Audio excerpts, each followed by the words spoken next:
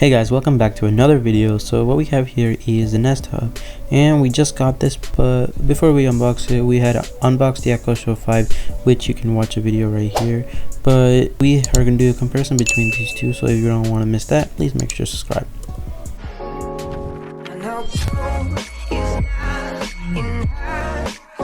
So here is the Nest Hub. Let's just open this real quick, and once we open it, we see the Nest Hub itself in the front.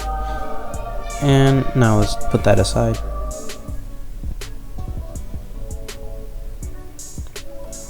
Other stuff that are in the box is of course the manual, which you have here. It is covered by this tape piece, and there are 3 other pieces over here. That's for your get started if you have no clue how to use it, but of course you always have clue if you're watching this video. And other than that, there's nothing in the box. And now we have the charger. If you look in the back, you can see that it is Google embroidered, and it has a similar end cable as the Echo Show 5. Next we have the Nest Hub, the thing that you guys watched this video for. And so let's take off this plastic covering. Now before we actually turn on the device itself, we have to look at some of the external features that it has in store. So first of all, if you look on the front, there are 2 microphones on either side to pick up your voice, and there is also a sensor in the middle that you can use for sleep tracking and to automatic dimming for the screen. Once we turn it to the back, you can see that there is a shutter for the microphone that you can use to block the microphone, and there's also physical volume up and down buttons.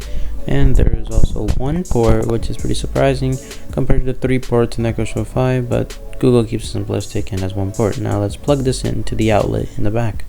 Now once it's plugged in, you get the startup screen, which tells you the steps to setting it up. So first you can tell that you need the Google Home app, so get that installed if you haven't already. And then you can see in the top left there is the plus icon. Press that, then go to setup device, and then go to new device. Then select a home that you have set for your smart home, and then it will look for the Nest Hub itself. And in my instance, it doesn't take that long for my phone to find the Nest Hub. And then all you have to do is go to the next. And now this is just the beginning, a whole big process. It's coming along. So in your case, I'm going to be doing a time lapse of the whole setup process, just in case you guys need help on how to do it.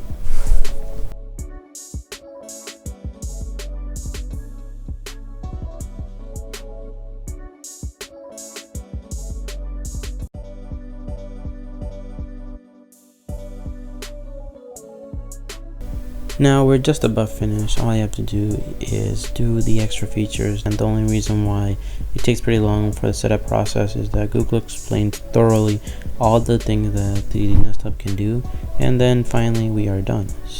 Now with just a click of a button on the Nest Hub, we can take us to the tour. So now is the animation that is running, and it should be able to take us to a tour. But as of now, I don't think I need the tour, considering that I spent almost 5 or more minutes learning about what the Nest Hub can do just from the app itself. So as of my first impressions, the Nest Hub is a really compact smart display, and it's really cool that I can control my smart home just from this. And for me, in my case, I'm going to be having this in my bedroom, so it's cool to control the temperature and control my TV just from laying down, or giving a voice command by the action word, which I'm not going to say because it's probably going to turn on your Google. So the Google itself is really responsive, and sometimes the only annoying part is that when I try to go back by swiping right, it does not respond. But other than that, it's really responsive, and Google keeps it compact, not adding too much, but adding like block tiles. In terms of the screen size, it has a 7-inch display, which makes it fall into similar category of the Echo Show 8 with its LCD screen. Just going into a single feature, the best highlight of the use of the Nest Hub I found was that you can display whatever you're watching on your phone to your Nest Hub, even if it's from Netflix or Disney Plus. And the sound quality, it's amazing actually, and it gets really loud, and just at 5 it's really loud, and I can't imagine watching it at 10. And other than that, the screen display is a 720p display, but although the screen resolution may sound low, It has ambient brightness and color adjustment features that make images look great no matter the time of day. So if there is a lot of blue light, it will adjust the screen according to that. And that is the end of today's video. Please make sure to subscribe if you haven't already, and also hit the like button, which is above the hopefully gray subscribe button. And other than that, peace.